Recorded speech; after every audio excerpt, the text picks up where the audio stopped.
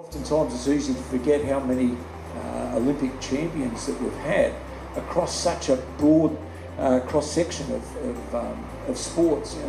There are swimmers, there are hockey players by enormous number. There's weightlifters, there's boxers, there's taekwondo, there's table tennis, beach volleyball, water polo, basketball. It's just amazing when you have a look at the depth of it and what's there, and also when you have a look at our national sporting teams. We've had 5 teams in national sporting competitions over the time. Basketball was the first one, hockey was the second with the Barras, the Cowboys was the third with rugby league. We then had the Fire came in next, and then the Fury was the last of our national sporting teams. When you look at Townsville sporting history, you can sort of see just about every country town in Australia in some ways, because country towns tend to throw up more champions per head of population, I think, than the cities. There's just something about growing up in a little place, and if you're any sort of kid with get up and go, you end up playing some sort of sport. It's how you make friends. It's how you spend your time. We've got these national organisations that have a lot of support and a lot of funding. They're so willing to work with other organisations, other sporting bodies, and help support each other. Like I've been in Sydney, I've lived in Perth, and I've worked with West Coast Eagles, other top sporting teams, and they just don't seem to have that connection amongst the community, I guess, in terms of other, sharing resource, sharing support. And I think that's a real strength here. I think Townsville's facilities have helped through the school system for us to develop a lot of good athletes.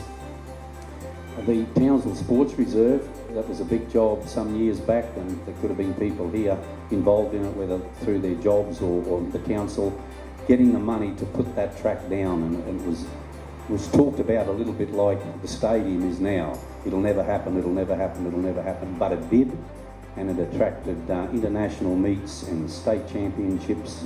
If you ever hear when the Challenge Games is being held down at the Sports Reserve, go down, you'll have 600 just kids with disabilities, all competing, all having a great time. Doesn't matter whether they come first, second or third, but it'll bring a tear to your eye and shiver down your back every time. So next time you see the Challenge Games advertised, go down and have a look. Along the way at Roadrunners, I met so many other people that were involved in different sports all over Townsville. And I met Mark Bragg, who was the coach of the Suns in the State League, and he was in the process of trying to get a National Basketball League team up here in Townsville, a la the Suns, and his first effort got almost to the point of, yes, it was going to be a success, and then a government changed, and because contracts hadn't been signed, the whole thing fell over and people lost money. And I think out of Townsville basketball, it's still out there. They call it Stonehenge. The piers are out there for the stadium that never got built. But then Mark didn't give up. He was a pretty tenacious sort of a guy, and he got David Carmichael to get a whole group of people together, and all agreed to chip in $2,500 to keep Mark going on his quest to get this National Basketball League team here in Townsville. And I must admit that I was supposed to attend the meeting at Jupiter's in the boardroom, and I forgot, missed it completely. And about 10 o'clock that day, I got a phone call from Mark, and he said, "George, where were you? You weren't there." And I felt so embarrassed that I forgot. Now, I could have walked away from that meeting and said, "Well, I'm not going to contribute," but I didn't have any money at the time, but I put my money in, and all these years later, I got so involved with the National Basketball League team that it was just amazing. The ride was amazing, and along the way, the Fire came into it. Obviously, with winning that first championship and having that, the absolute, the losing the first 2 in Bendigo, that just really drove me to, and obviously the team and the community to get behind us, and to have that win in front of our home crowd, in front of everyone, and to see Bernie pulling his hair out, which he had none of anyway, and obviously Christy sitting next to him, head in her hands. That was very, very special, and just to have been a part of the town. Obviously now the history of Townsville is something very special to me, and to be adopted by this city. And I'm obviously from Adelaide, but my heart's in Queensland now, and I absolutely love it. So thank you. what you see as the most important parts for the Cowboys when you talk about Townsville and Townsville as a city? Can you take us back to last year, yourself in the stands, when you go, we've actually done it? Much to my wife's disappointment, I kind of relate it as one of the greatest experiences in my life.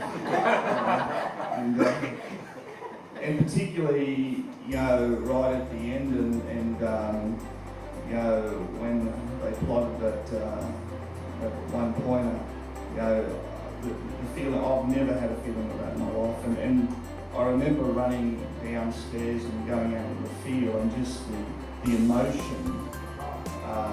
Yeah, I did. And the emotion when I saw Greeny and Pari and some of the players was just something that, you know, for weeks after I kept thinking about. I want to thank the Townsville City Council for recognising sport in the T150 yards. I think it's such an important part of Townsville. It's great that it's here. I want to thank the ABC for supporting it and putting things together around it. And I particularly want to thank our 6 guests, and I'd like to give them a round of applause and acknowledge them.